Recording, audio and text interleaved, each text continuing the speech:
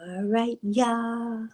Good morning. Yes, Rainstorm TV1 Productions. Are we live? Are we live? Yes, I think we are. So, welcome to my channel, Rainstorm TV1. So, my live stream with StreamYard. So, welcome to the United States of America. Welcome to the United States of America's live stream from Brainstorm TV1 Productions. What? So glad to see you.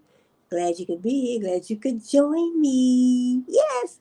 So it's 7:35 in the AM in the United States of America. What? Yes. Streaming right here from Washington, D.C. What? So, yes. So, Brainstorm TV1 Productions. Then I have Brainstorm TV Productions, Brainstorm Entertainment Productions. Oh, my eyes got a little bit bigger than my stomach, y'all. 3 production channels, but I'm gonna build them. I'm gonna build them. I will build them. God willing, God willing, God give me the strength to get up every day to do what I do on my YouTube. Yes, in my YouTube channels. On my YouTube channel. What? Yeah, so I'm streaming right here from Washington, D.C. Right here. You know, we have the White House here. We have the Capitol. We have museums. We have everything you want and need right here in the nation's capital. What? Yes. So Brainstorm TV1. So all 3 of my production channels will be centered around business topics, technology topics, trending in the market, trending in businesses. So I have a good article this morning that I picked. It's called 8 Workplace Technology Trends in 2023. And excuse me, I should need something to drink this morning. I usually have something to drink when I'm, doing my live streams or even when I'm just doing my regular YouTube videos on YouTube. So I want to encourage all you, I guess I would say viewers. I want to encourage you viewers to start your channel. We all have something unique to bring to these YouTube streets, I want to say. Well, yes. So I think we all, I don't think I know. We all have, never say I think or I feel. My teacher always said that Australia University, just say what you mean. I don't want to hear all this I think or I feel. Nah. What do you mean? Just say it. What? That's what we learned in college. Yes. Strayer University right here in the heart of Washington, D.C., where they also have campuses in Virginia, Maryland, different states. I think they are all over the world now, global. I know when I left in 2001, they had about 13 campuses, and that's what 22 years ago. Really? Yes. So I know the last that I checked, they had over 100 some campuses, but I assume they have more now. But some Strayer University, good quality education. So don't think you have to go to a prestigious university like Harvard, Stanford, some of those. But I mean, if you can get in those, that's cool too. But get in where you fit in. That's my motto. That's my motto. Get in where you fit in. Strayer gave us they gave us good quality, a good quality education, I would say. Yes, so they gave us a good quality education Strayer University. So get in where you fit in, you know. If you need to go to a trade school, you want to go to a trade school, you want to go to college, you want to go to a university, you want to, you want to go in the army or whatever you want to do, get in where you fit in, do what's best for you. I know Strayer is Strayer University now, but it used to be Strayer College.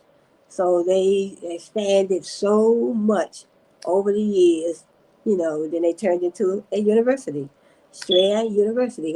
They used to be Strayer College, but hey, all in all, I'm still proud of the education that I received down Strayer University, at Strayer University. Yes, I took accounting, I took law classes, I took business courses, technology courses, uh, programming courses. So my curriculum, in my curriculum, the curriculum that I had to finish, I guess. It gave me all the tools that I needed to go out in the world and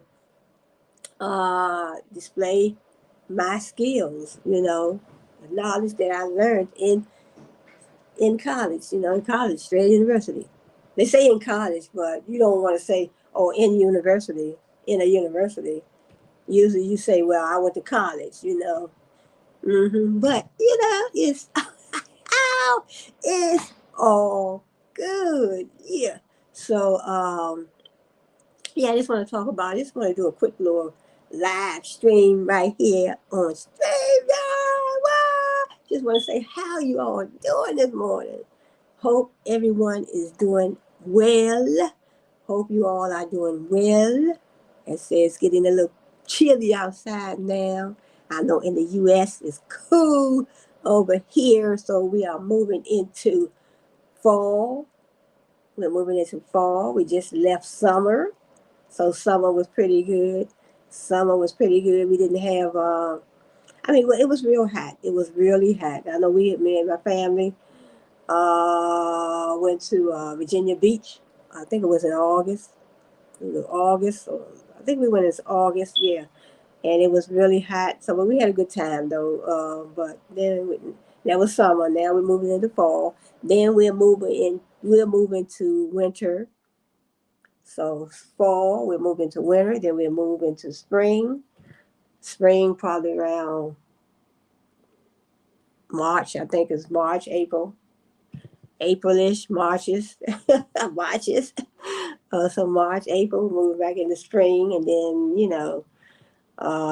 June, July, August, September, because it still be warm in September. So that's almost like a summer month as well. What? Thanks for joining me. What? So just, shooting the breeze a little bit this morning. So I was up early. I've been up since 4 a.m., United States time. Well, DC time. Washington, D.C. What? 4 a.m. because I go to bed early. I jump into bed early to get my rest. I said I was in the bed by 9, a little after 9.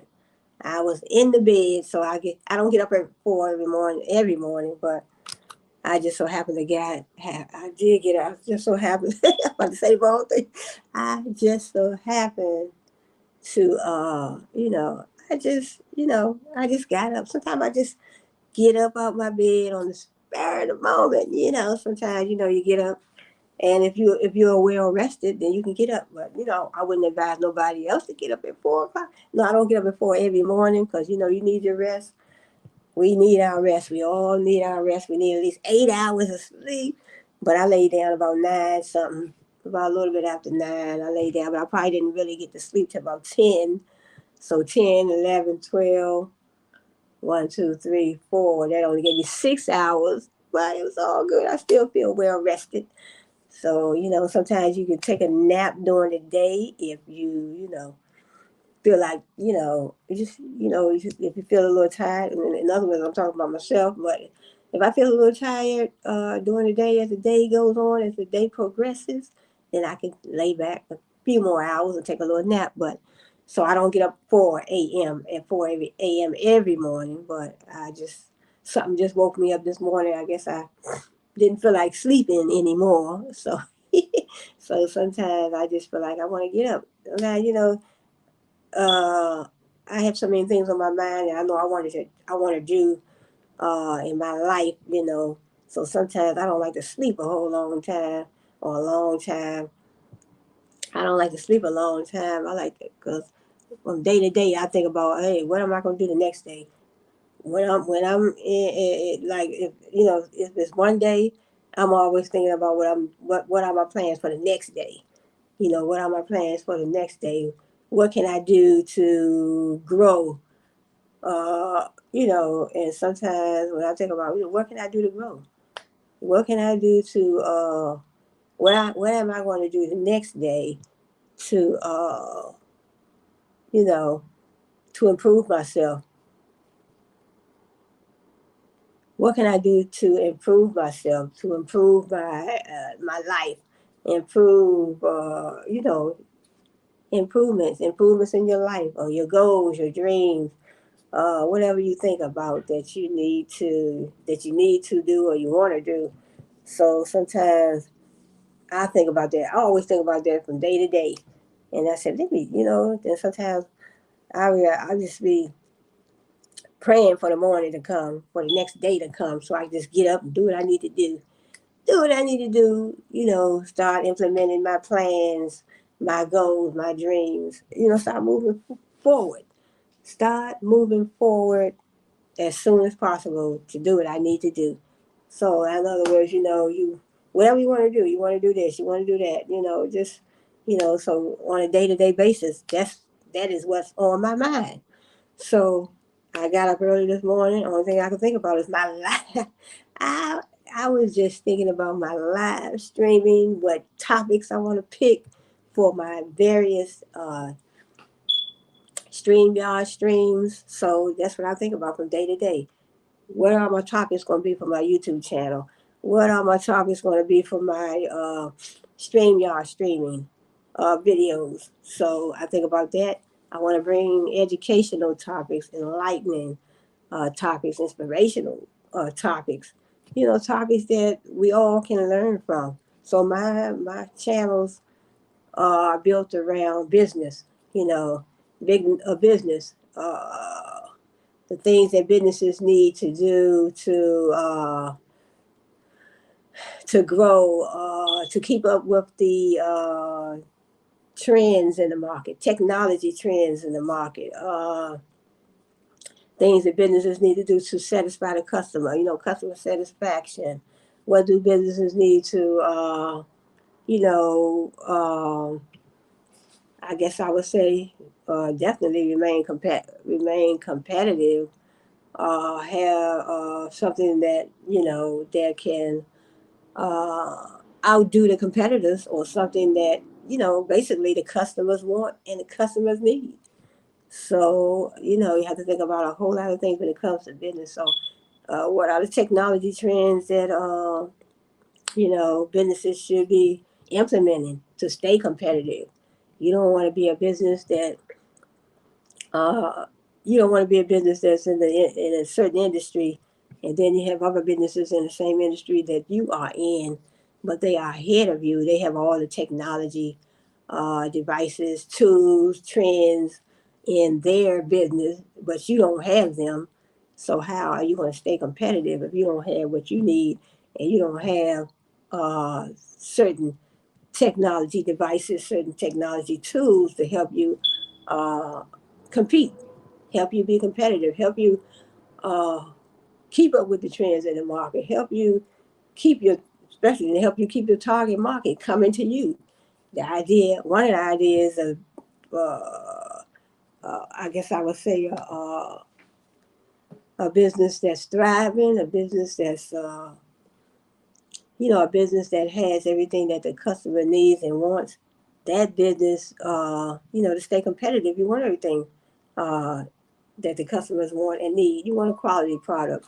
You want quality customer service. You want the latest technology trends. You want everything. You want everything in your business that you need to keep your business up with the competitors. I guess I would say, keep your business in the same running with the competitors. So when you do your research, you always do your marketing research, keeping up with the trends in the market, benchmarking to see what other competitors are doing. And also, sometimes you don't have to do what these competitors are doing. You want to do something in your business that is unique. So another main point too, when it comes to business, is doing something unique that other businesses may not be doing. What? Yes. So yeah, doing something that other businesses may not be doing that you need to do in your business. You might be selling jeans. You may be selling the same type of jeans that business is selling, another business is selling, but what is unique about your business and your brand that will make the customer step away from that business and come and patronize your business? So what can you do that's different? Some businesses, they play music when you go in the store. I know I have been to businesses, they play music, and when you come in there and you feel like you want to shop, and then they greet you at the door. Hey, how you doing? Welcome to blah blah blah. Music playing, stores clean, clothes on the rack neatly, and customer service is on point. Uh, their trademark, and everything that's on point. The packaging, the labels, the logos, and you look at the trademark, trade name, look at the business colors, and you look at, branding. You look at the branding of a particular business, and because branding is very important. Branding is everything about your brand, about your business. Your brand is your business. Your business is your brand. Your brand is your company. Your company is your brand. So however you want to put it, what? So however you want to put it, but when I look at how a company brands, I look at everything. So I look at the labels, the logos, the trademark, business colors, how they treat their customers, customer service, their packaging. I look at the social media website. I look at their whole platform. I look at everything about that brand. Like Walmart, one of the largest retailers in the world. I look at everything when I step in a Walmart store, or when I look online on their website. I look at everything. We have Walmart, we have Kmart, we have Target, we have Kohl's, we have so many different retail brands. So many retail brands. So I look at everything when it comes to branding, when it comes to marketing for that company. All that is everything about your company. Uh, Everything about your company is part of your brand, part of your branding, part of your brand. Everything about your company is part of your brand, and it's also part of branding. When you are branding your company. So, like I said, social media sites, your websites, and if you may have something on the billboards, that's all part of marketing. So all that's part of your brand. How you market your products and services. You know, how are you going to get your products out to the customer? How are the customers How are the customers going to be able to see what products and services you offer? What products and services do you offer? The strategy. You have to have a strategy, a plan, a tool to make your your target market aware of what you offer in your business. What? Yes. So that's marketing. So everything, when it comes to branding, everything you have to look at everything. You have to look at your branding, your marketing, uh, you, your social media presence, everything about your brand, your colors, your logos, your labels, everything is included in your brand. So when you think about a brand, and just think to yourself, when you think about a particular brand, a brand is just your company. Your brand is your company is your brand. So when I think about a brand, a particular company. Sometimes I like to break it down to the simplest terms. What? Yeah, break it down to the simplest terms. The simplest terms as possible. So now if somebody come up to you and say, what do you think about this brand over here? What do you think about that brand over there? Some people might not understand what is a brand, so simple. It's simply put, it's your business, it's a company. So if they ask me, say, what do you think about the Walmart brand? Or what do you think about that brand over there? What do you think about that brand over there? Some people might not be able to distinguish brand from a company because sometimes these large words, and it's not a large word, but I just like to break it down and it's more understandable to me just to say your brand is your company. Your company is your brand. They might say, what you think about that brand over there? What do you think about that Walmart brand? What do you think about that Target brand? What do you think about those car dealership brands? Mitsubishi, we have Cadillac, Mitsubishi, Hyundai, Honda. We have BMW. So many car dealership brands. So if somebody asks you, what do you think about that brand? What can you tell them about that particular brand that you know? What do you know about a particular brand? What do you know about that particular brand? Especially if somebody asks you, what do you think about the BMW brand? Because I was thinking about buying me a BMW. But what do you think about the BMW brand? Well, some people may be able to tell you about the brand if they have had an experience with that brand. Maybe they have purchased a BMW over the years, or maybe they used to work there, or maybe they, at one of the BMW brands, or maybe they had some friends that worked there. Anything, could associate them with that BMW brand. But if somebody say, hey, well, if they ask me, hey, what do you think about the BMW brand? What do you think about the brand? So I would just tell them what I know. I would tell them everything that I can think about when it comes to that BMW brand. So that's why I say when it comes to branding, you're thinking about everything about that company that you can think about. You're thinking about the logos, the labels, the packaging, the business colors, how the customer service. How is the customer service? Are the stores clean when you go in? Uh, what do their marketing look like? What does their marketing look like? Do it, when you look online, do they have a online presence? Do they have an online presence? Do they have a social media presence? Do they have Google? Are they searchable on Google? Search engine optimization. So are they a part of this search engine optimization, SEO? So are they searchable on Google? Do they have their own website? What are their colors? What are their colors? What are their colors? The business colors. What are their colors? And what are their do you know anything about their marketing strategy, their business strategy? Do you know anything about that particular brand? So when it comes to, like I say, when it comes to branding, that's everything about your brand, everything about your company, everything. So when I think of a brand, I just think about everything. I think about everything because I think about the experience that I had. I think about what I see when I visualize the brand, when I look at that particular brand online, or when I look at that brand when I go to the storefront, or I look at the brand. I look at everything. And some brands you may have a good experience with, or some brands you may not. You know, you might not have a good experience with, but.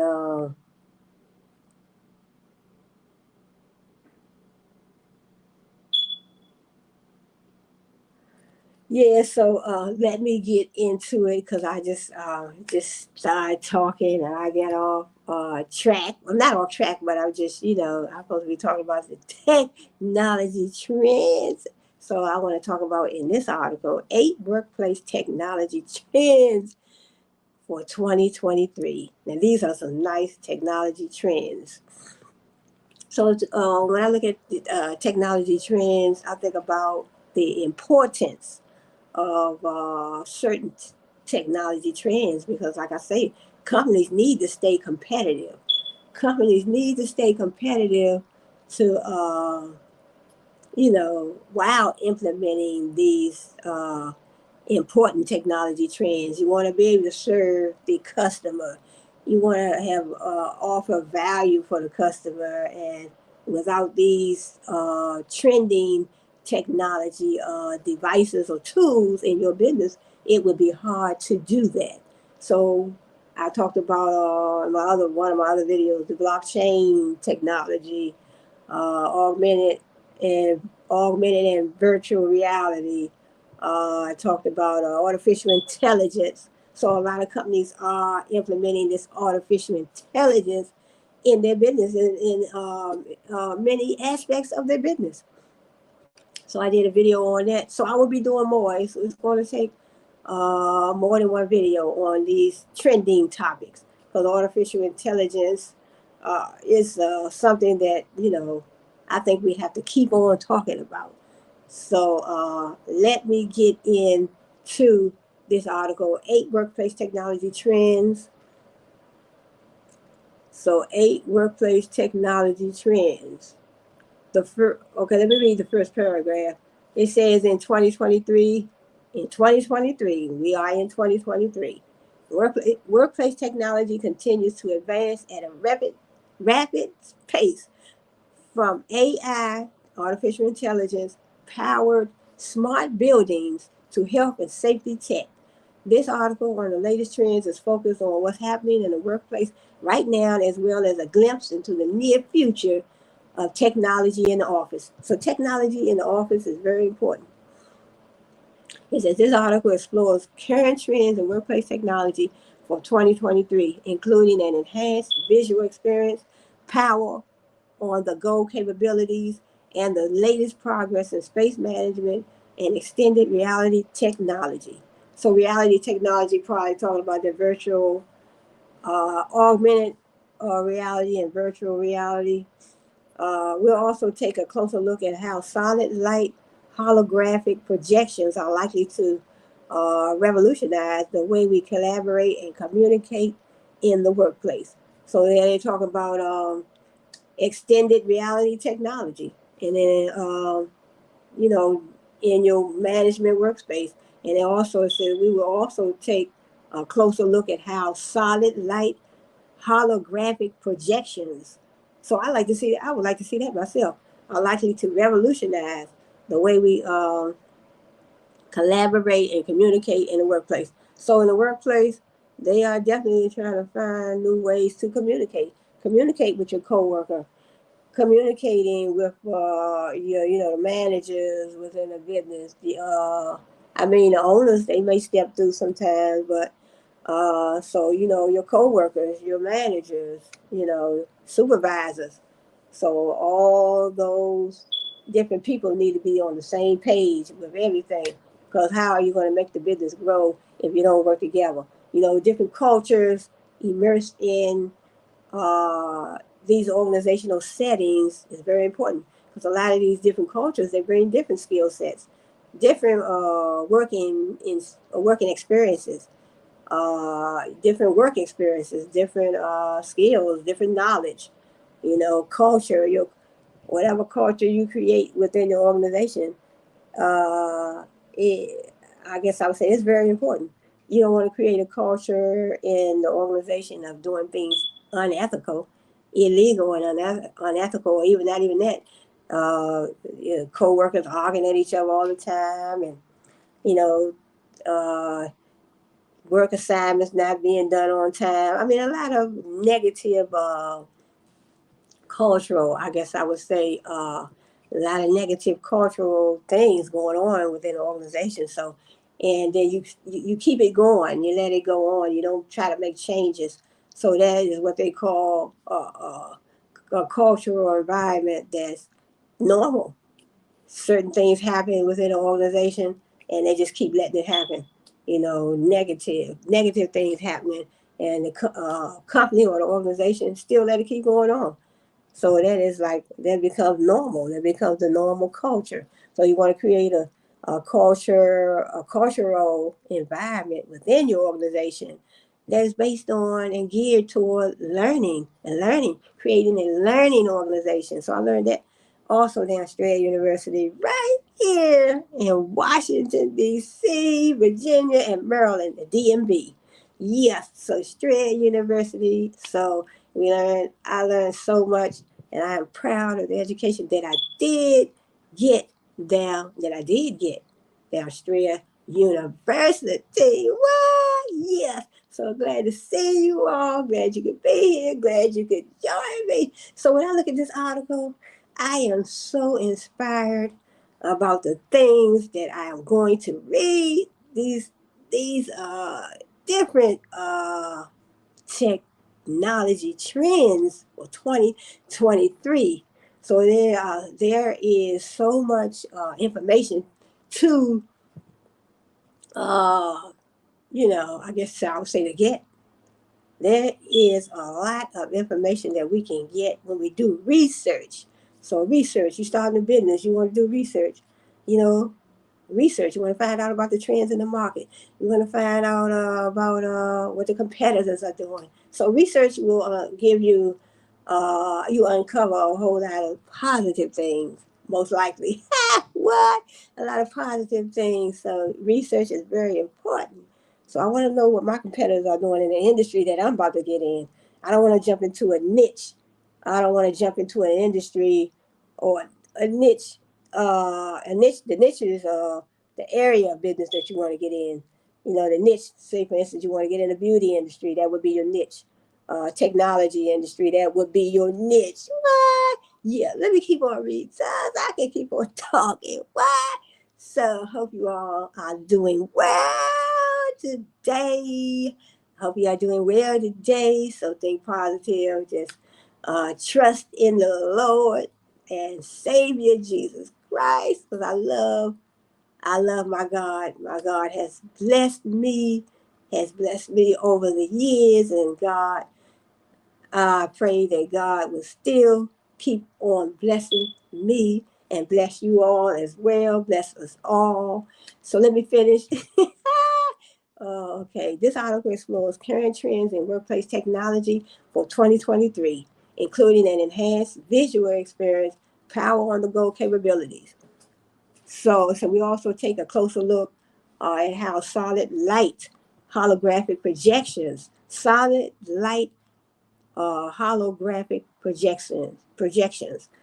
Okay, so whether you're an employee, or simply just interested in the latest workplace technology trends, and yes, I am all of those.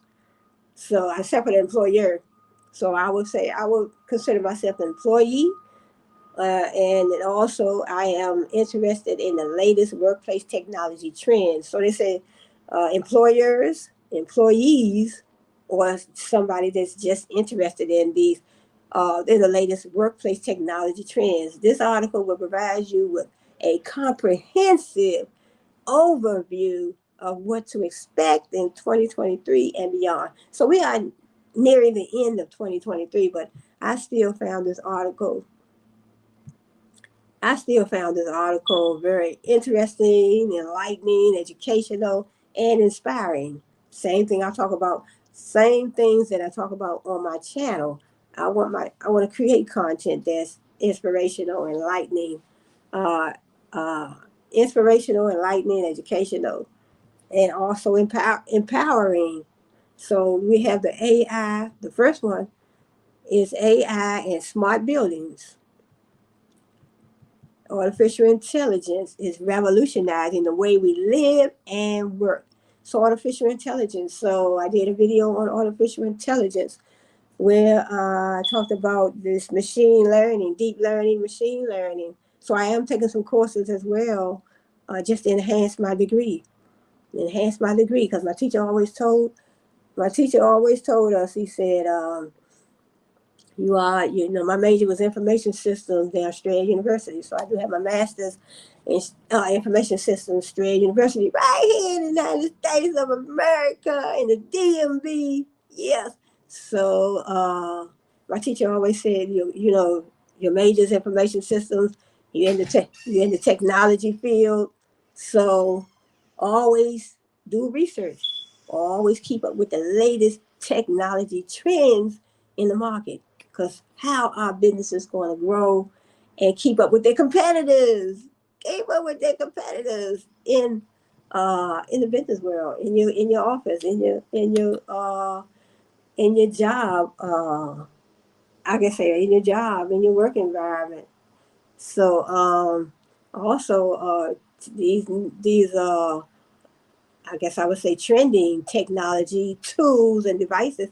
Also, they do a lot. They do a lot for your business. They not only keep you up to date and keep you they not only keep you up to date with the competitors, or in other words, keeping up with say the same technology devices and tools that your competitors have, but they also help you with security. So all this information bouncing around on these networks in your business, your you know your information, the next company's information. So the companies are built on information. My major was information systems, so we talked about different ways that information comes into the organization. How do you create information? How do you bring information into your organization? There are so many ways. So I did talk about this blockchain technology, like I said, augmented and virtual reality, uh, artificial intelligence, SEO, search engine optimization. So if you are searchable, your business is searchable on Google and YouTube. That comes under search engine optimization. And then I have so many. So I just have so much content that I am creating or I'm bringing to my channel. So let me get back into this artificial intelligence. So artificial intelligence, machine learning, deep learning. So artificial intelligence, so it requires data. The amount of data you put in, so input, you're going to get a certain output. So artificial intelligence, machine learning, where they're teaching these digital devices, these computers, to do some of the jobs that humans do. So we try to teach them without training them, teach like to think like a human, think like a human. I guess I would say act like a human, solve problems like humans, taking over some of the jobs that humans usually do. So that's what they call automation. In other words, using the machines to get certain things done that humans usually do. So, but I want to get more into this artificial intelligence as well. So, artificial intelligence is revolutionizing the way we live and work. Because I know I used to belong to this credit union, and they started, implementing automation. So instead of like banks have their tellers, when you go to the bank and you walk up to the teller, to the window where the teller is going to, transact your business, whatever you come for, deposit money or withdraw money. So we have bank tellers. But when I went to went to my credit union, I don't belong to them anymore, to that credit union anymore. But the last time I went, that was a few years ago, and that was about 3 years ago, maybe. So I walked in and I was looking around. I was like, where are all the tellers? So to they turned to be fully automated instead of having live human tellers. So they say, well, we don't have tellers no more. So we turned to automation. So they didn't have any tellers, any human tellers. But you walk, they had the tellers, but they was automated, the machines, the computers. So they turned to digital, digital zeros and ones, computers.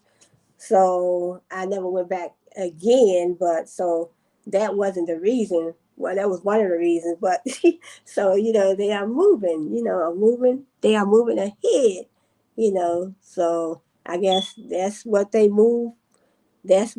future of their company was. They decided that is what they wanted to do. So cut out the tellers. So a lot of times companies are winning but it might not be too good for the customer, because when we go in there as customers, sometimes the machines may, the computer machines may give us a problem. But humans can give us a problem too, like human tellers. But but sometimes, those automated machines, digital machines, those computers can give us a problem, and you don't have. Sometimes, when you go shop, sometimes you want to talk to the humans. You go to shop, you go to you going to the bank, and like I said, credit union, they have all automated machines, no live humans working those booths. No live humans working those booths, but they just had the machines, like the computers, those digital devices. And but sometimes, when you're shopping or when you're doing things, you want to talk to a human. Sometimes we say, "Oh, how's the weather?" So the machines are not going to give us that. Because I know when I go shopping or when I go to the bank, I go to the credit union, I go to the grocery store. Sometimes we like that interaction with another human. Well, how you doing? How you doing today? How's your family? Or how's the weather? Is it cold out there? Is it snowing out there yet? So the computers. I mean, if they can train the computers to do that, you walk up to the bank. You walk to the bank, or you go to the bank. You drive or whatever. But you walk up to the automated machine, computer, device or machine, technology device or whatever they have, but they don't have a human. They have turned fully. They have turned the whole system around of how they do things. So my major was information systems. So we learned all about that too. How you create systems, how you build that system, how you build a simulation model first, so it can mimic the real system. And that way, if you're looking at if you're analyzing the yeah, because we did talk about system analysis as well. So once you build that system, you're going to analyze that system. You're going to analyze the system to see where your mistakes are, so you can make your corrections before you actually uh, build the real system, to finalize system. So let me keep on. I'm just going on and on. Oh, okay, let me finish. Artificial intelligence is revolutionizing the way we live and work. Yes.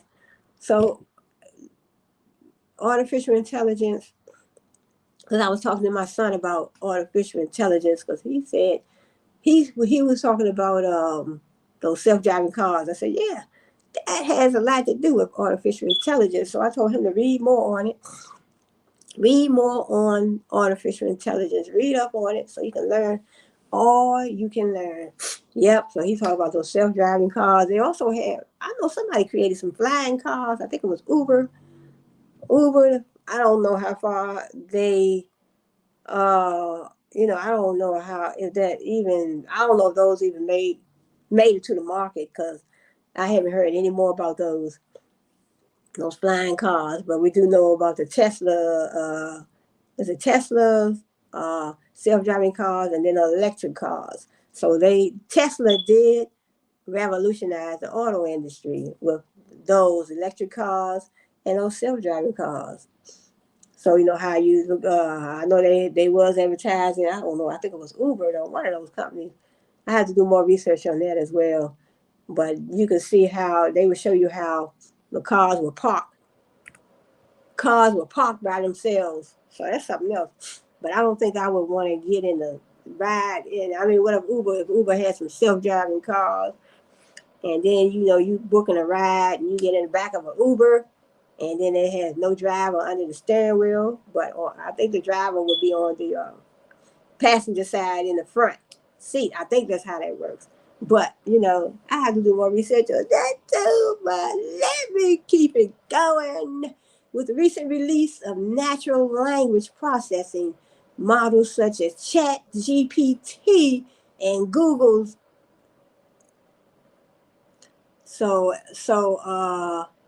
with the recent release of natural language processing models such as ChatGPT and Google's Bard, we are likely to see explosive growth of artificial intelligence across facets of work in the workplace in 2023 and beyond. Smart building technology and the Internet of Things technologies within buildings have a long-standing natural pairing with artificial intelligence.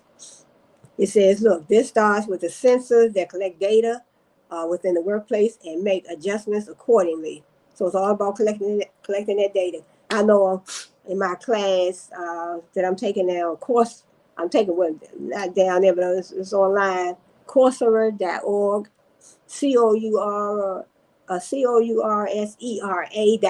Coursera. So they have a lot of courses. So I'm taking a artificial intelligence for all course. I am taking a machine learning course, an accounting course, and I think a law class. But the courses are free. So they have courses that are free. Then they have the certificate courses, a little small fee for the certificate, and then you can get your degree. So I just want to enhance my degree. So I'm just trying to keep up to date on the latest technology and trends in the market. So they do have the lecturers, they have the teachers. So you have the video lectures. You can listen to those, watch those, take your notes, and then they have little quizzes. So it's still a learning process. So I like it. So with the recent release of natural language processing models such as ChatGPT and Google's Bard, we are likely to see explosive growth of artificial intelligence across all facets of work and workplace in 2023. So a lot of these companies, these businesses, these brands will be utilizing a lot of these new technology trends for 2023 and beyond. So in other words, to stay competitive, to keep up with the trends in the market, and also to maintain a secure environment, a secure business environment, securing their networks, information. We're passing information from one business to the next. Information is flowing in and out of these businesses. So they have to make sure that their networks are secure. They don't want hackers getting in, infiltrating their systems and committing fraud, fraudulent acts from the information that they did get from a particular company, because a lot of these hackers, they get in, infiltrate your system, and fraud instances, creating fake IDs. Some people are buying homes and cars off someone else's financial information that don't even belong to them. So they can do a whole lot. Those hackers get in, they can do this and they can do that. So let me keep on going. We are likely to see explosive growth of artificial intelligence across all facets of work and the workplace, in the workplace. So smart building, they have something called smart building technology. This smart building technology, and Internet of Things. So I heard Internet of Things, they've been out for a while. So I guess that's everything that you can do on the internet. All these different technology. I guess I would say all these different technology tools. All this technology information that's trending in the market. Based on this Internet of Things. Everything. Basically, I guess they're saying that the Internet of Things, everything that can be done on the internet. We have this cloud computing, cloud computing where you can store your information in the cloud. In the cloud means on the internet. So whatever you are a business and you are utilizing this cloud computing, do you put all your information in the cloud? Do you put all your business's information in the cloud? All your employees' information in the cloud? All your customers' information in the cloud? I don't work for a company that uses cloud computing, but we do have it on our cell phones. So I am familiar with cloud computing because you can, cloud storage, you can store your pictures, back up your files, back up your information from your cell phone in the cloud. So do you put all your information, all your business's information in the cloud? Do you put all your personal information in the cloud? Your pictures, anything you have on your phone, you can pretty much transfer to your cloud storage. But the thing is also, you want that information to be safe. So that comes under security.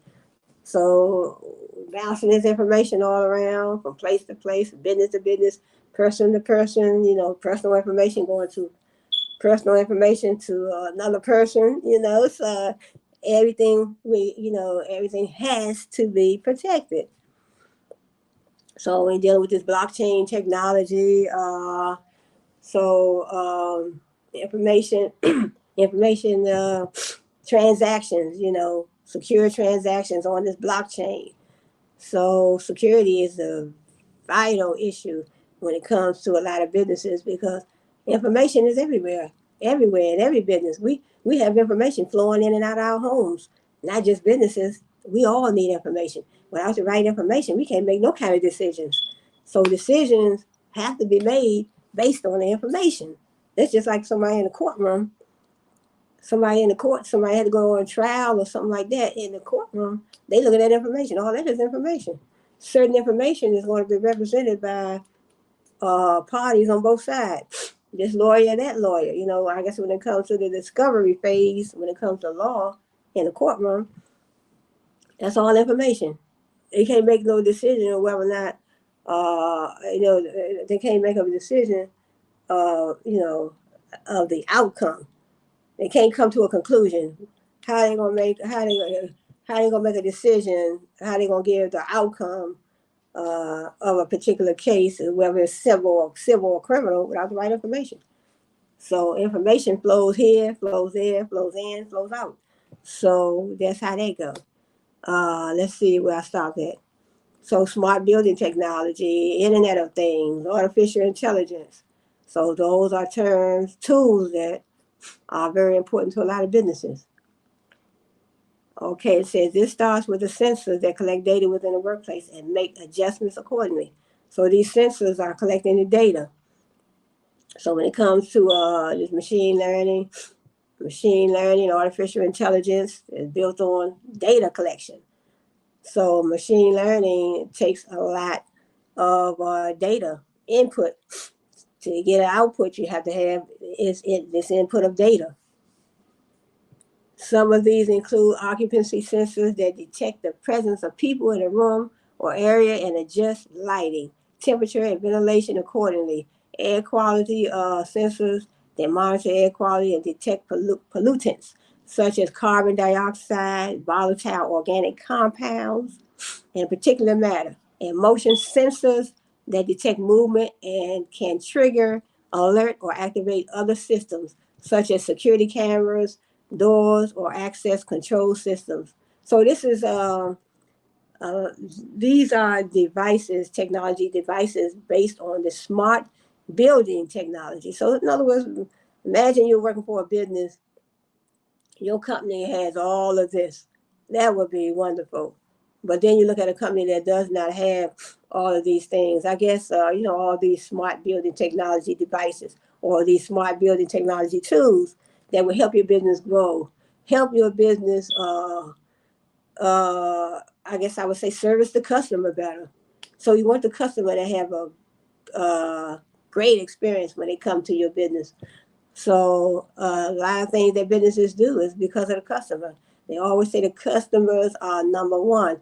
If you don't please the customers, you don't offer the customers great customer service, customer value, customer satisfaction, quality products and services. If you don't offer those things for the customer, how do you think they are going to want to come back? You want to create a memorable brand. A brand that, so if I had a brand, I would definitely want it to be definitely trustworthy, honest, ethical, memorable. I want a brand that produces quality products and services. I want a brand that's, good with customer service, treating the customers with value, customer satisfaction on a daily basis, all of those things. So we're talking about the smart building technology. So it says some of these include occupancy sensors that detect the presence of people. Right, so that's important. You don't want nobody entering your business that don't belong there. So the presence of people. So these sensors. So we have sensors in our cars as well. So sensors can sense, somebody enter the room. They can sense that. So that's good for security around your home as well. You have those around you. Somebody come up on your property that don't belong there, or you didn't invite. You know, it's just it says this starts with the sensors that collect data. So the sensors collecting data. So the data would be probably the picture of the person, certain amount of pictures. So in other words, I assume these sensors will have to collect a lot of data, a lot of pictures, a lot of this, a lot of that, so they can distinguish one person from the next person. So I know we talked about it. I talked about that in my machine learning course. How machine learning requires a lot of data, so they can distinguish uh, between between, in other words, between different aspects of the data, not aspects, but I guess physical features of a particular data, a particular data device, or a particular something that in other words, if you say, hey, I want to distinguish a cat from a dog, and you have 10 pictures of a dog and 3 pictures of a cat, can you determine whether or not the next picture would be a dog or a cat? So I mean the course is nice. I'm learning a lot. I'm learning a lot in that course. In other words, you got 10 pictures of you have 10 pictures of a dog, and you have only a few pictures of this other cat or whatever kind of animal you want. But you have more uh, pictures of this cat, but you only have a few pictures of the dog. But then you want to get another picture, but you're trying to just determine what animal will be next. So I mean, things like that. So that was just an example that they gave yesterday in the class. So it's called machine learning, right, on the website Coursera. Coursera website, and on the Coursera website they have different universities that's offering these different courses.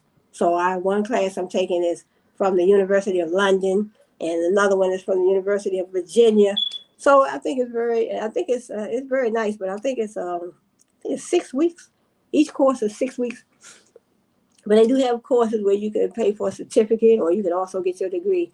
But I'm just taking the free courses right now. But it's all good with me, for real. It's all good with me because I have a degree, but I'm just trying to enhance my knowledge from the degree that I do have.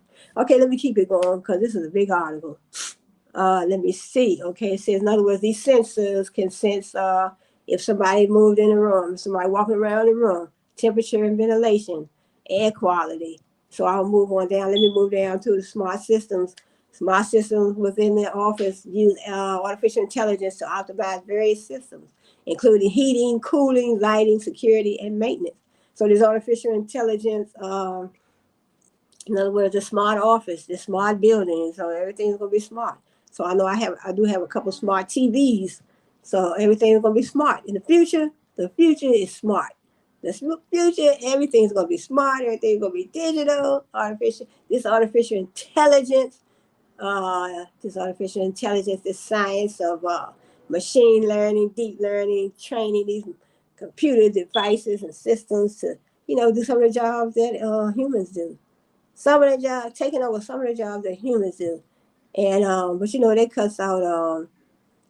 that cuts these jobs out from well, I guess I could say that takes these jobs from humans. Takes the job from humans. Businesses would be saving money because they don't have to pay the humans. Why pay humans when I get the machines to do the work for free? You don't have to pay no machines, but you don't have to pay the humans if they come on your job. You hire them to do certain type of uh, job assignments. You have to pay them.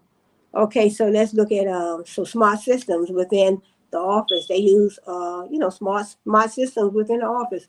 They're using this artificial intelligence, to keep track of the heating, cooling, lighting, security, and the maintenance. Yeah, I heard. I mean, I didn't hear, but I think I did some research one time where they can the artificial intelligence can also control your microwave. your lights and all that. That's why they said heating, cooling, lighting, security, and maintenance. There's a lot to gain from this, not least the improvement of energy efficiency of buildings and a reduction of energy consumption and cost.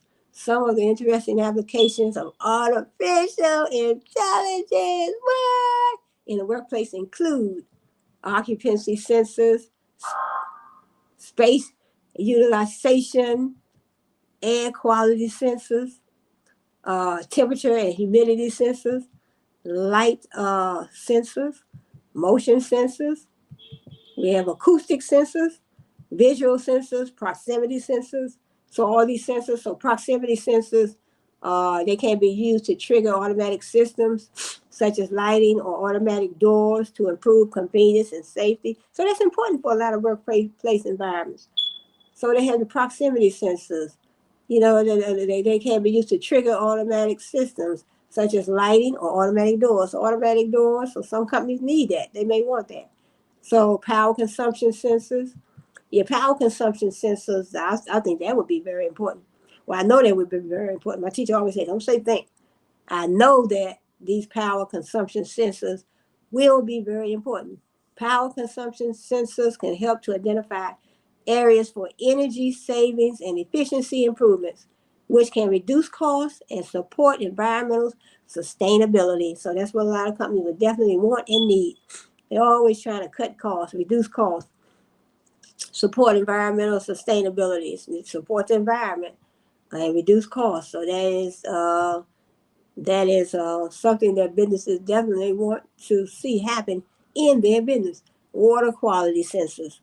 Water quality sensors can help to ensure that drinking water is safe and healthy for employees, reducing the risk of illness and improving overall well-being. So in other words, you care about the health and wellness of your employees, because without the employees, you don't have a business.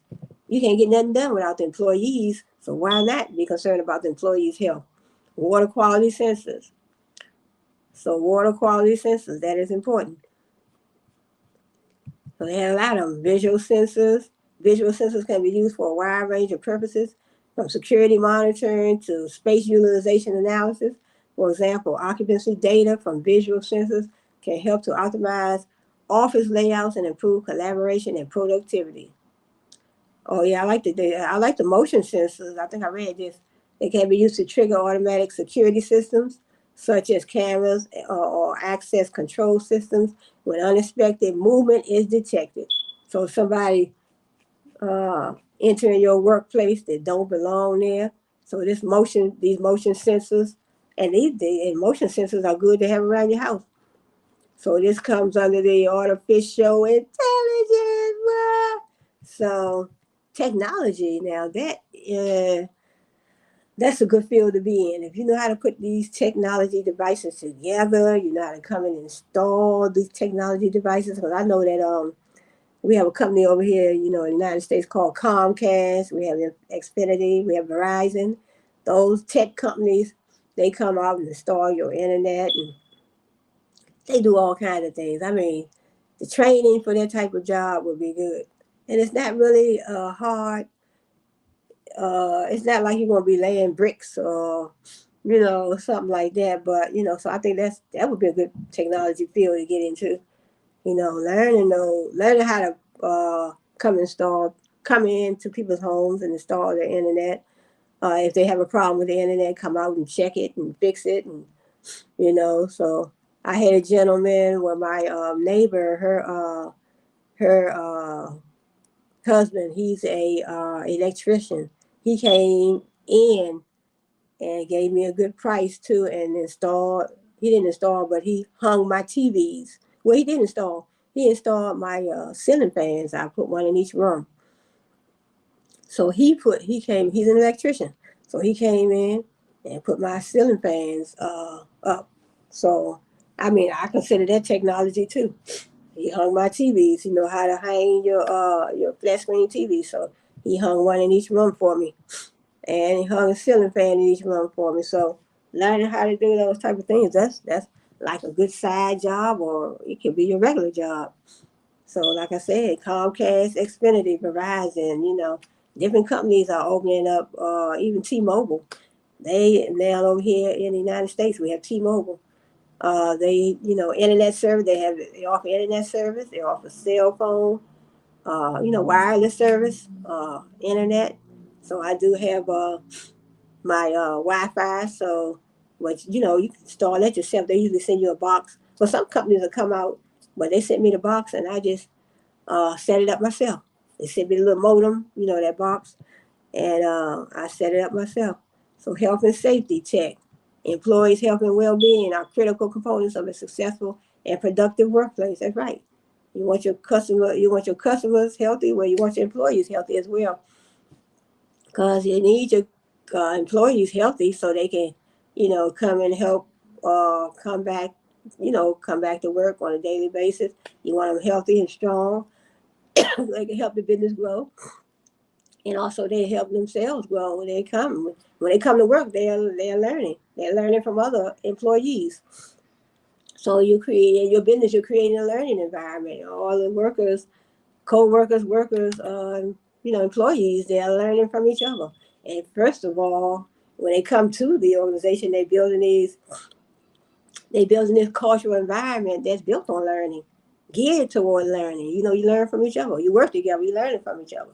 You might have some workers that come from a different culture. They bring different skill sets, different ways of doing things, different behaviors, different religions. That's your culture. So that is what we get when we work together in an organization. And the organization is a group of people working together to achieve what? A particular goal. That is what an organization is. Let me finish because I don't want to make this video too long. Okay, it says employee health and well-being. That's important through a combination of wearable technology. So wearable technology has been out for a while. We had the smartwatches, Apple smartwatches, but they probably have other companies that will, come out and create their brand of the smartwatch. Smart building technology, right? We have the wearable technology, smart building technology, and tech embedded furniture. It's now possible to monitor and improve employee health and well-being in real time, taking account of physical activity, air quality, and other health metrics. What? And providing insights that employers can use to promote healthier lifestyles and better working conditions. So that should be number one. That should be the number one priority in businesses. Also to promote healthier lifestyles and better working conditions. What? Yes. However, they also bring about concerns such as data privacy and security. Like I said, data privacy and security, even with this blockchain technology, this augmented and virtual reality, artificial intelligence, all of those technology trends, tools in the business still have security concerns. So let's take air quality as one example. The health and safety executive sets guidelines for indoor air quality in workplaces. So in other words, thinking about the air quality. So a lot of times you don't think about these things. You say, look, I want to apply for this job. I want to work for this company. But do any of us, I mean, some people may, do any of us ever do any research on air quality in a particular company that we want to, that we want to be working in? The environment that we're going to be working in. Have we ever, looked at those type of things? So it says health and safety executives. They set guidelines for indoor air quality in workplaces. Indoor air quality in workplaces. Now that's something. That's something to think about. A lot of times, some of us probably don't even think about that. You working your 8 hours. You're in a particular space. People coughing and sneezing, and that's why they shut things down when COVID first came out, because of air quality. We were sitting around each other, we were working around each other. People may be sneezing and coughing. Not only that, you walking, you breathing air in, breathing air out, and then, germs can be easily passed around. These guidelines state that the concentration in the air should not exceed 1,500 parts per million in order to maintain a healthy environment. Additionally, the HSC recommends that indoor air quality should be monitored regularly to ensure that it remains within safe limits. Research has shown that the risk of virus transmission can be heightened by reduced air humidity and stagnant air. In addition, studies have found that high levels of carbon dioxide can cause issues such as headaches, dizziness, and nausea, which can be detrimental to the health and performance of employees. So that's important. So when you have a company that you are working for that is thinking about those type of things, the air quality in your working environment, the risk of transmitting viruses within the organization. So the air humidity, stagnant air. I mean, the air quality is poor, but you have to sit there and work for 8 whole hours, and that's hazardous to your health. It says, yes, in addition, studies have found that high levels of carbon dioxide can cause issues such as headaches, dizziness, and nausea, which can be detrimental to the health and performance of your employees. So the air quality has to be A1 in these businesses, in your brand. Conversely, it has been shown that individuals working in an environment with lower CO2 levels may exhibit up to a 60% increase in productivity by utilizing indoor air quality monitoring systems. Indoor air quality monitoring systems. So that is a nice technology tool. So businesses, for businesses to have within the organization. So utilizing indoor air quality monitoring systems. What? Yeah. So that's good. Companies can keep track of critical factors such as air freshness, CO2 levels, and air humidity in the office. What? Yeah. Yeah. So how y'all doing? These are some nice technology tools to have within the organization. What? Yeah, so let me finish. This allows businesses to take corrective action to minimize virus transmission risk and enhance employee well-being. So to enhance employee well-being, so why not think about your employees? Your employees are the ones that make your business grow, helps you stay competitive, help you market and advertise, your products and your services. So your employees. So that's why I did a report on Southwest Airlines some years ago. And they said that employees are number one in their business. Some businesses say customers are number one. What? Southwest Airlines. What? They say the employees are number one. So if you treat your employees bad, you're not paying them well, working conditions are poor. Working conditions are poor. You're not paying them well. They haven't gotten a raise in 10 years, 5 years, And then that, beating your employees down, not beating them up, but, working them hard, low pay, working hard, but giving them low pay. And so, yeah, working them hard, low pay and everything. Then when the customer come in, they were like, shoot, I don't even feel like working. The customers are going to be treated badly.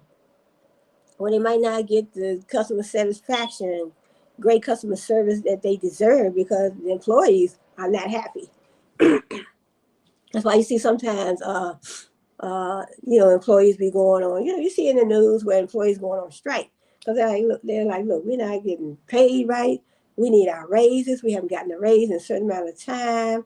Our conditions are poor. And you want us to come in here and work 8 hours and serve these customers and put our best face on? No, we can't do it. So what? We can't do it. So let me see. Let me move on. Okay, it says, Right. So in other words, it's, you have to keep your air quality right in your business. Keep it A1 in your business environment for yourself, your employees, and even your customers when they come in. They come into your business. You don't want customers getting sick and getting dizzy from this carbon dioxide, getting headaches and getting dizzy and being nauseous. And it says, conversely, it has been shown that individuals working in an environment with lower CO2 levels may exhibit up to 60% increase in productivity. By utilizing indoor air monitoring systems, companies can keep track of critical factors such as air freshness, CO2 levels, and air humidity in their office. This allows the businesses to take corrective action to minimize virus transmission. Let me move on. Let's go on to wearable technology. We have wearable technology, smart desks and chairs. We have health data alerts, wellness coaching apps. So we talked about the wellness, not the wellness, but we talked about the wearable technology, the smart watches. So wearable devices such as fitness trackers and smart watches connect to building software that feeds back health data. That's important. For example, CO2 emission trackers that integrate with Apple's health app. There are, of course, issues with this, including the pushback from employees on air quality. Really? Noise levels, lighting levels, etc. Other integrations include building access, points, and gamification of work-related activities.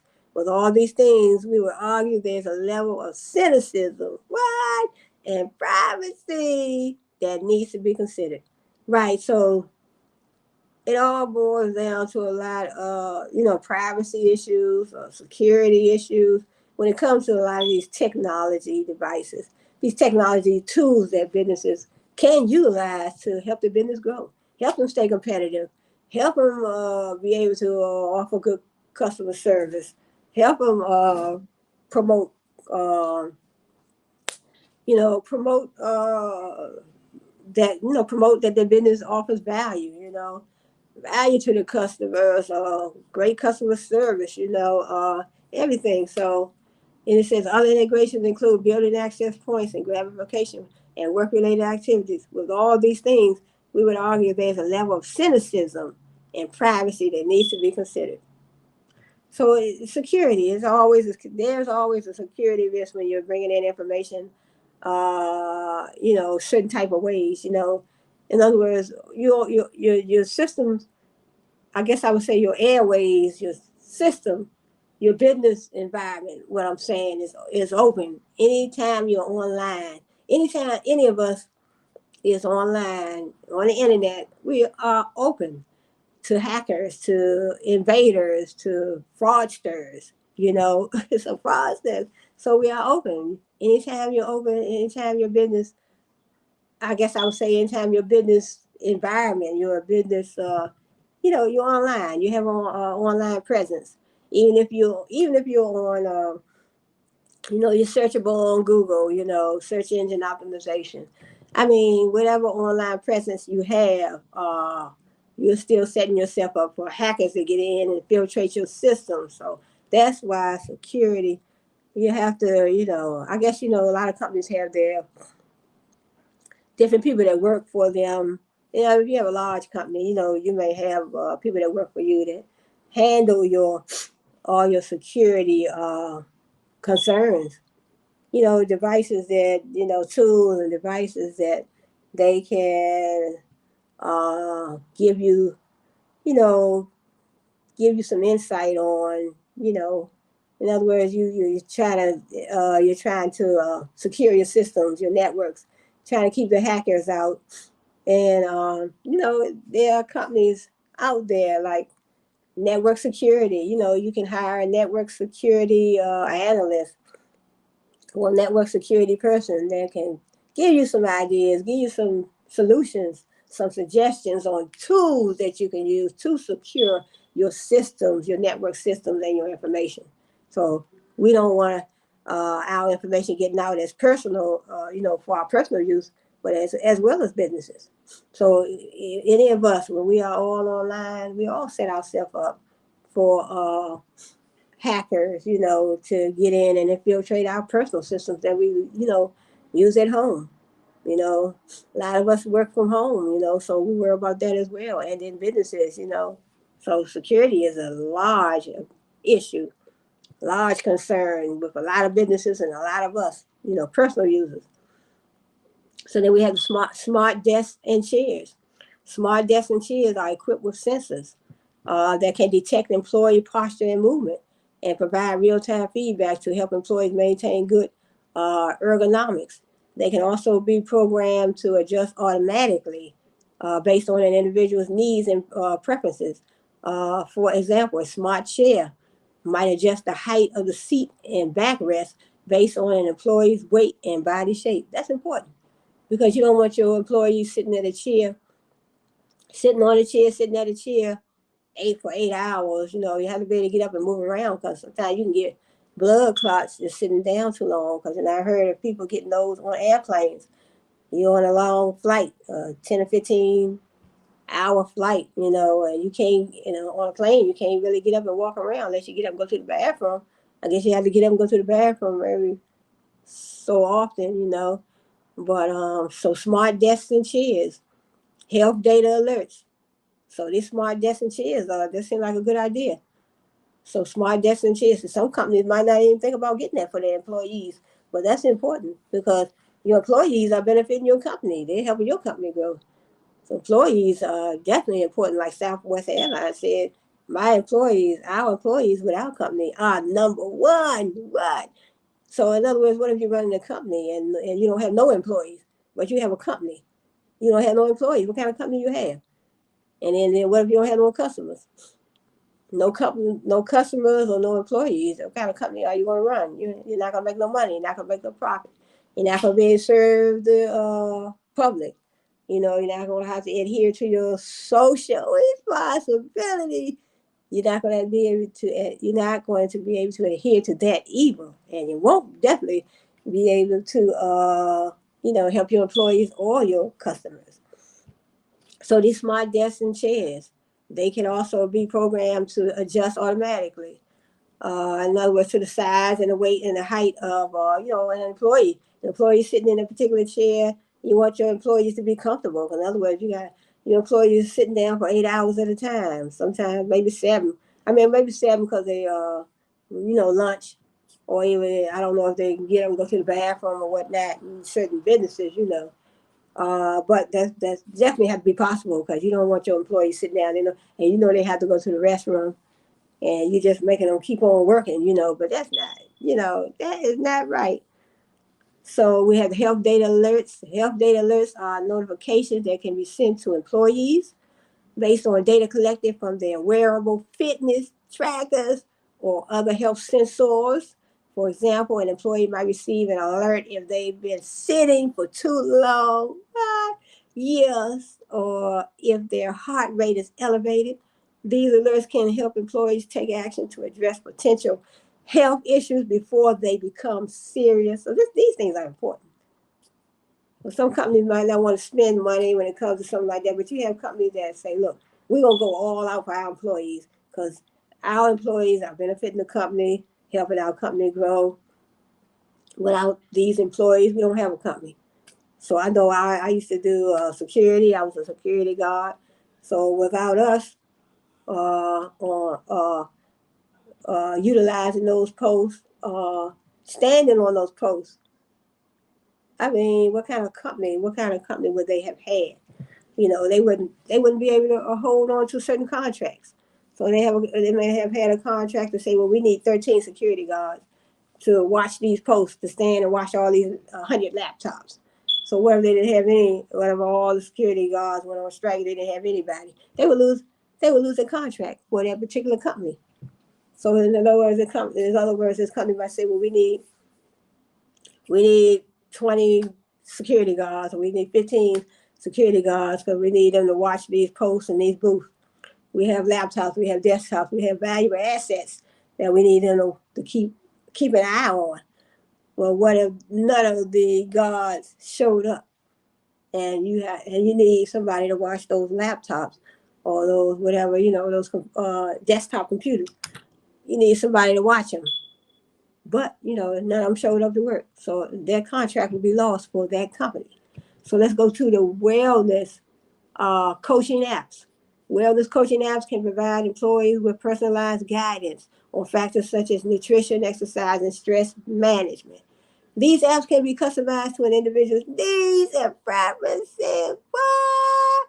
And can provide real-time feedback to help employees stay on track with their wellness goals. So in other words, you are a company that you are concerned about your employees. You want to make sure they're eating right. You want to make sure they don't sit too long to prevent health problems before they start. You want to be proactive. Why? Being proactive is very important. So we also have number 3, an enhanced visual experience. It says the pandemic had a profound impact on the adoption of audio-visual technology in the workplace. With remote working becoming the norm for many, right, working from home or another remote location, the need for virtual collaboration has been greater. To enhance the AV experience in the workplace, developers are shifting towards software-focused solutions, allowing businesses to use multiple and diverse devices across different locations and meeting rooms. This provides greater opportunities for collaboration and increases flexibility in the workplace. One major development in AV technology is the shift from traditional LED screens to organic light emitting diode screens. OLED screens are significantly thinner and more sophisticated than standard LEDs, and they are organic electroluminescent layers to light up. This allows for sharper, brighter, and better picture quality than traditional LED screens. So they, in other words, they're switching. Some companies, they're saying it would be good to switch to. It's a one major development in AV technology is a shift from traditional LED screens to organic light emitting diode, that is OLED screens. This allows for sharper, brighter, and better picture quality. So what else do we have? So then we have power on the go with freedom to roam. So portable batteries have become an essential component in modern offices as they allow employees to work in all parts of the office without being tethered to a power outlet. So portable batteries, so that's good. In recent years, portable batteries have become more powerful, reliable, and affordable, making them a go-to solution for many businesses. They offer a high quality and versatile charging solution for mobile devices in the office. Yep. They not only charge multiple devices simultaneously, but also deliver fast and efficient charging. These portable batteries are designed for USB-C port connectivity, which is rapidly becoming a global universal connectivity standard. They also have USB-A ports, which deliver best-in-class charging output across all ports. This makes them versatile and reliable solutions for charging mobile devices in the office.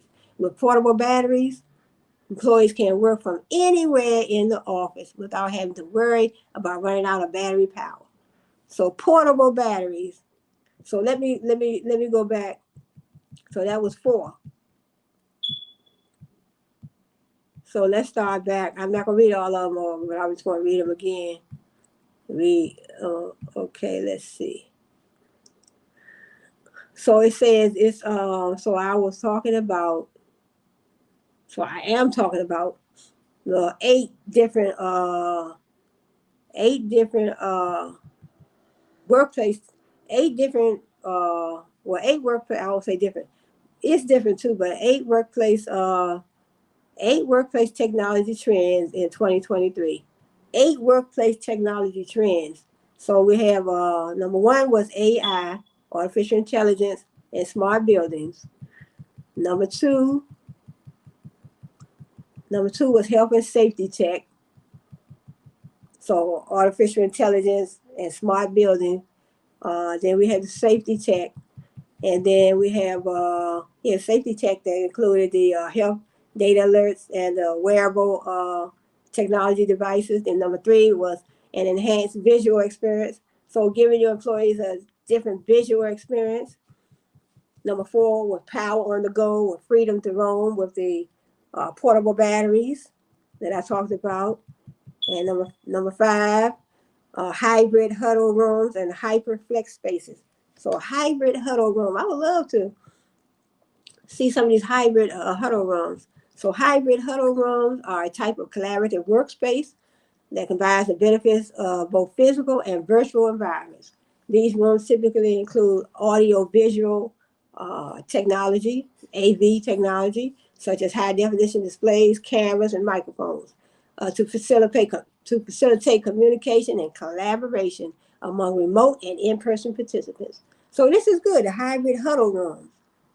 So it's a type of collaborative workspace that combines the benefits of physical and virtual environments. So in other words, you're creating a workspace that allows the employees to have this virtual experience while they're working in the office, like those augmented and virtual reality headphones. But so they're doing it without the headphones. So that's what this is. So it says these rooms, the hybrid huddle rooms, these rooms typically include audio-visual technology such as high definition displays, cameras, and microphones to facilitate communication and collaboration among remote and in-person participants. It says the technology in the hybrid huddle rooms enables seamless collaboration and communication between team members, regardless of location.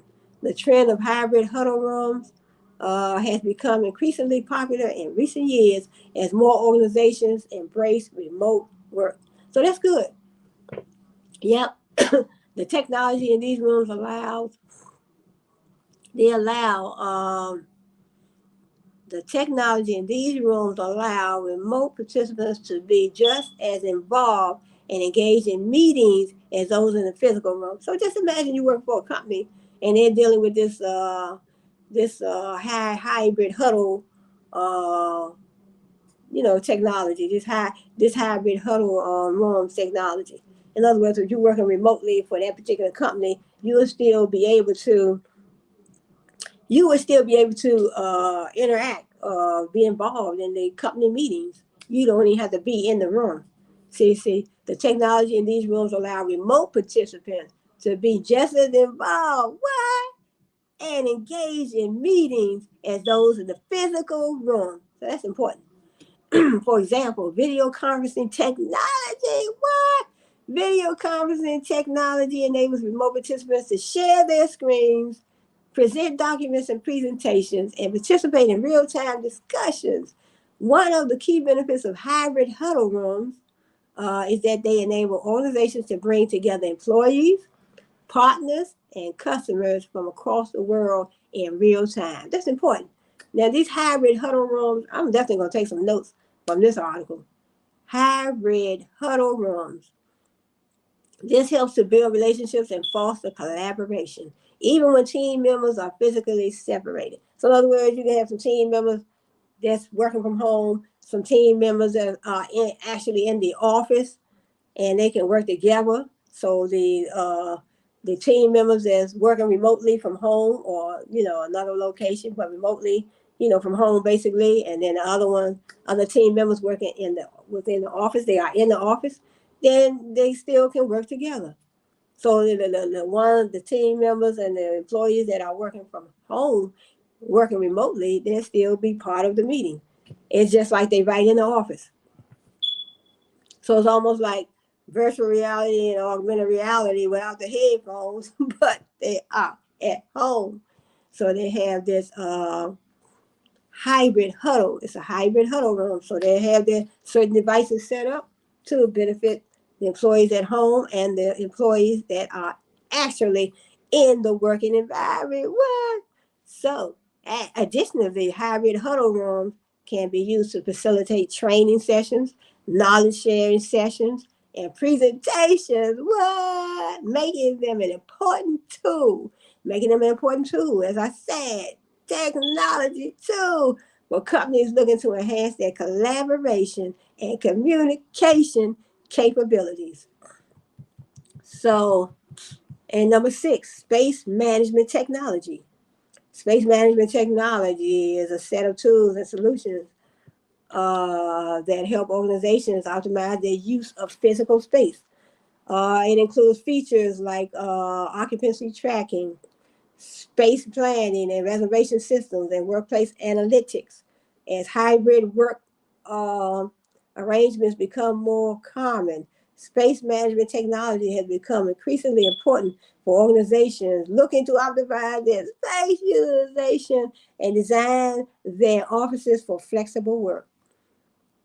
So I think in the near future, we are going to see a lot more companies letting their employees work from home. So there has, since COVID, there has been a lot of, I guess I would say, a lot of people, working from home. One of the key features of space management technology is occupancy tracking. This technology uses sensors or cameras to track how many people are in a given space at any given time. And it says this information can be used to optimize space utilization and make informed decisions about office design and layout. For example, if occupancy data shows that certain areas of the office are consistently or underutilized, those areas can be repurposed or reconfigured to better meet the needs of employees. Another important feature of space management technology is space planning and reservation systems. These systems allow employees to reserve spaces like conference rooms or desks in advance, reducing the likelihood of double bookings and ensuring that employees have access to the space they need when they need it. With the rise of hybrid work arrangements, these systems have become even more important as employees may only be in the office part-time and need to reserve space in advance to ensure that they have a place to work. Advancements in space management techniques include the use of artificial intelligence. So this artificial intelligence, advancements in space management, artificial intelligence, machine learning to analyze data. So when it comes to that machine learning, you have to input a whole lot of data so you can analyze that data.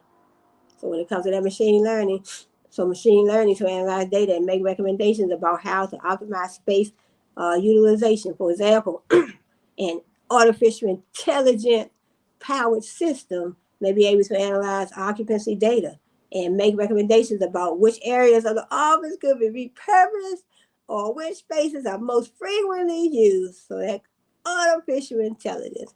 So it has to be input of data and input of data in order to get a certain amount of data too, in order to get an output. So you input data, output data. Space management technology has important implications for office design as well as hybrid work as well. As hybrid work arrangements become more common, offices may need to be designed to support a more flexible and adaptable work environment.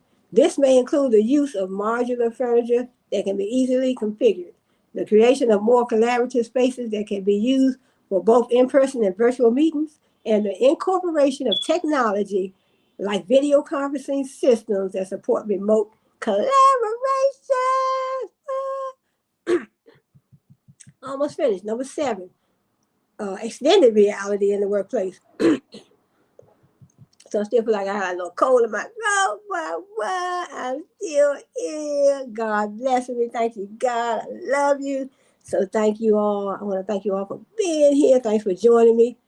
Thanks for, being a part of my channel. Subscribe to the channel. Like this video. Yeah, so I'm looking at these pictures and these are some very inspiring technology tools that I'm learning about, that I'm bringing forward to you on my channel. Extended reality is an umbrella term that encompasses all forms of virtual, augmented, and mixed reality. while commonly associated with bulky headsets. That's what I'm saying. Instead of using those headsets and those those headsets, for the virtual reality, augmented reality, uh, it says all forms. It says extended reality is an umbrella term. It encompasses all forms of virtual, augmented, and mixed reality.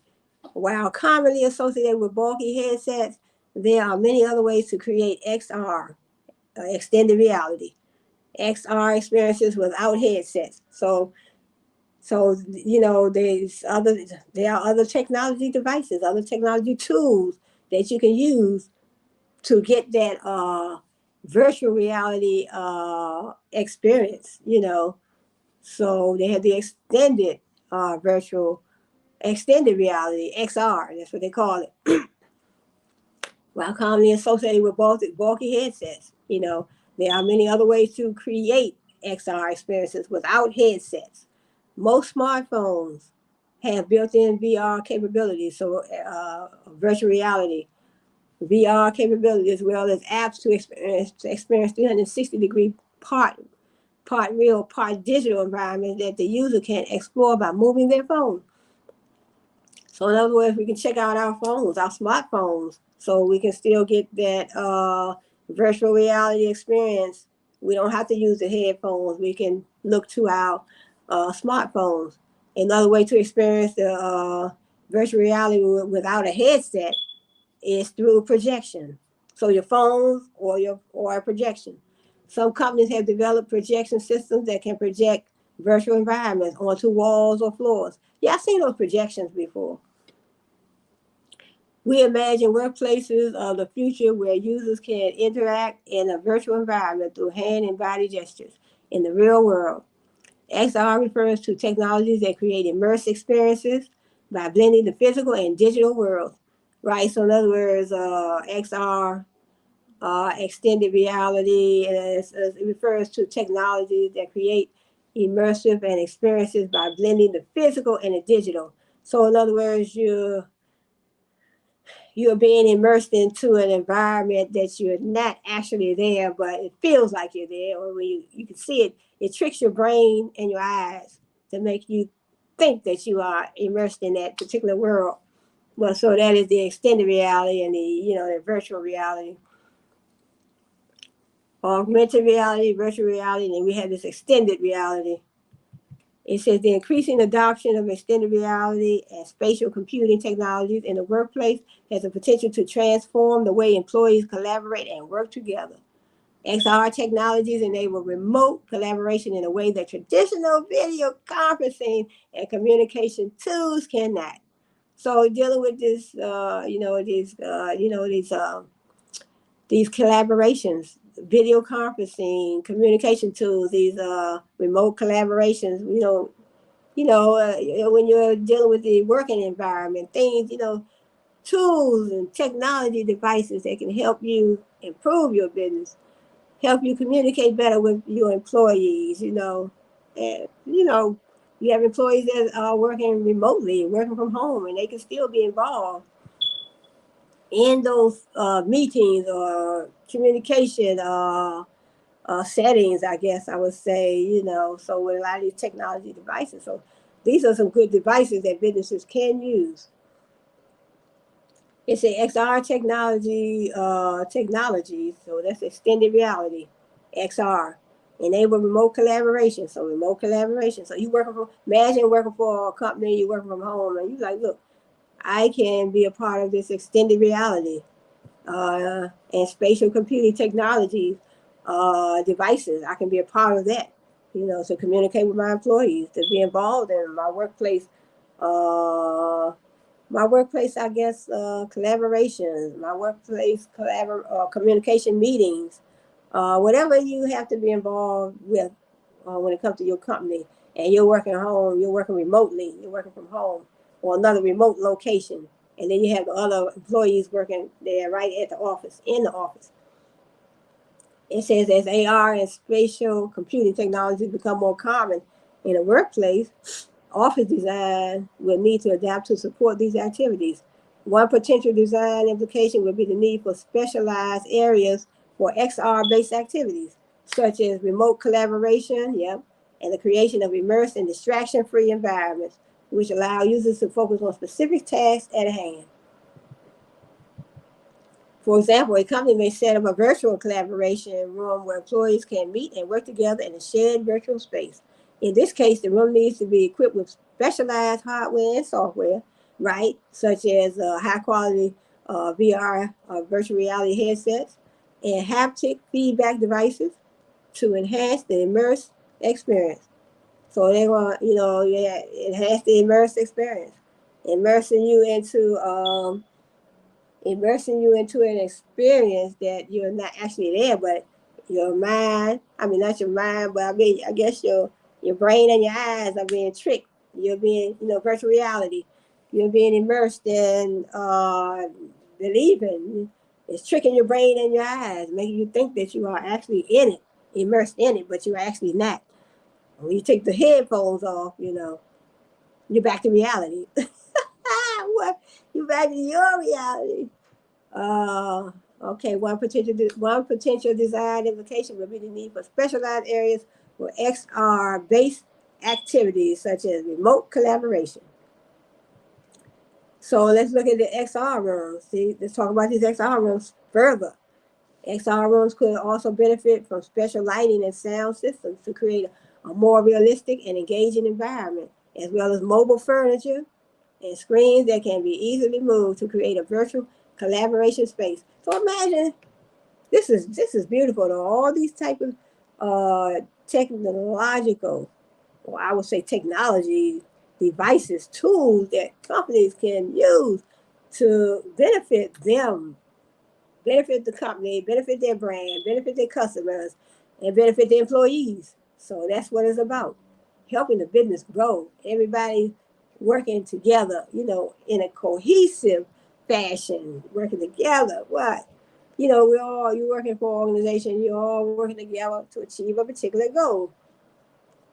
Whether it's, whether you're coming from another culture or you're all immersed in the same culture, but you're working together, so you bring in different knowledge, different skill sets, different ways of doing things, different beliefs, different religions. So that's what culture brings. Create a culture, create a learning culture. Why? Create a learning culture within your organization that we all can learn from. Not me, but if I'm in there, I want to learn too, though. Yes. Solid light holographic projections.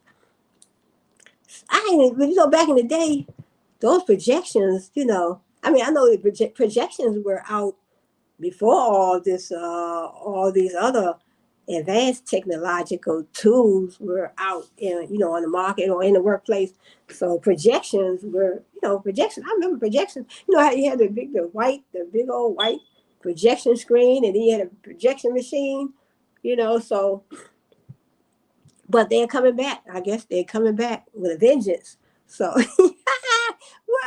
imagine being able to project physical objects in the office, or indeed ourselves through holographic light projections.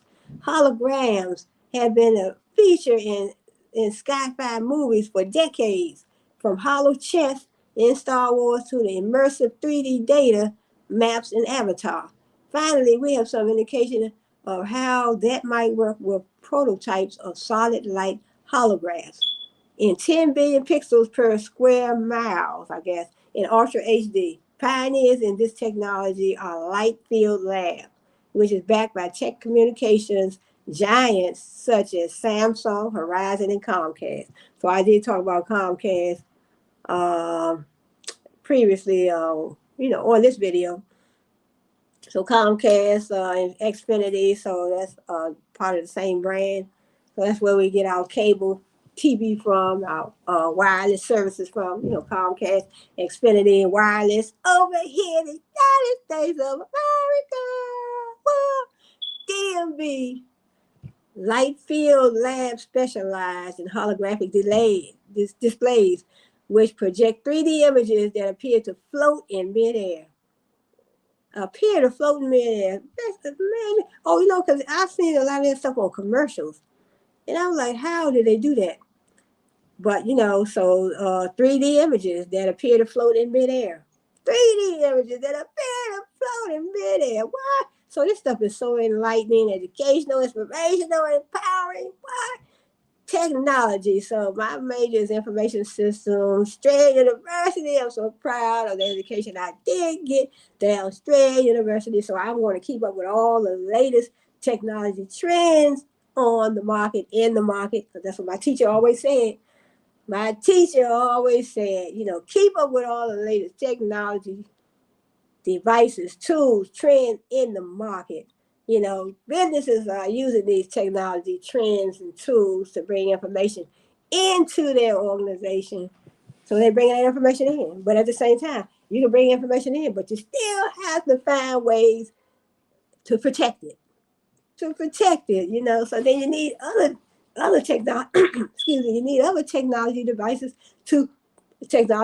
and tools to protect this information. The world is built on information. Everybody say knowledge is power, but I say information is power as well. Information is power. Without information, we can't do nothing. We can't even make a decision. You can't even bake a cake without the right information. You can't go nowhere. You can't even walk. Say, for instance, you're going somewhere and you need to go in a specific direction. Without that information or how to get there, you can't get there. That's all information. What? Say, turn here, turn left here, turn right here, go up this street here. That's all information. You want to bake a cake. I need the flour. I need the whatever I need. I need the flour. I need the milk. I need the sugar. I need the vanilla extract. I need whatever I need. I need the chocolate to put in the cake. I mean, that's all information. What? So let me finish up this the last one right here. Light Field Lab specialized in holographic displays, which project 3D images that appear to float in midair. It says those holographic displays don't require headgear. Also, rather than using traditional methods like spinning volumetric displays, which create an almost 360-degree spherical viewing angle or reflections on angled glass, solid light holograms are instead created using the phase guide that steers and focuses light into midair to create a single image that can be viewed and interacted with from multiple angles. In fact, the image is so sharp that you can hold a magnifying glass next to it and see an enlarged version of it. It may take some time for the prototypes to be adopted, but believe that the implications of this technology for offices and office design will be significant. Holographic image. What? Projection. Holographic image projection can be used to create immersive presentations and collaborative workspaces that allow teams to visualize and interact with complex data that can be expressed and understood in entirely new ways. For example, workplace consultants, fit out experts and designers could use holographic projections to create virtual models of buildings and spaces, allowing clients to experience and provide feedback on the designs before they are built. The so-called digital twin technology. Holographic displays can also be used to create more engaging and dynamic presentations. Presentations for sales pitches, product demonstrations, marketing, packaging, and other various business applications. Instead of relying on traditional 2D presentations, companies could use holographic projections to create interactive experiences that allow customers to engage with products in new and exciting ways. So these holographic projections, that is a good technology tool as well for businesses. What? So it helps businesses get things done quicker, faster. It gives you a different experience. Sometimes doing things the old way, you want to be innovative, you want to be creative. When it comes to business, we must be creative and innovative. There are also applications for the office and hybrid working settings. A holographic image projection can be used to create virtual offices and remote collaboration spaces, right? Yeah. With many companies moving to hybrid working, holographic displays could be used to create more immersive and engaging virtual meeting spaces. So, in other words, they can use those holographic projection tools, instead of the headphones. It immerses the employees. It immerses the employees into a different environment. Instead of using the headphones, that virtual reality when you use those headphones. So they're saying if you those holographic projections, so creating a hybrid work setting, a holographic image projection. It can be used to create virtual offices and remote collaboration spaces. With many companies moving to hybrid working, holographic displays could be used to create more immersive and engaging virtual meetings.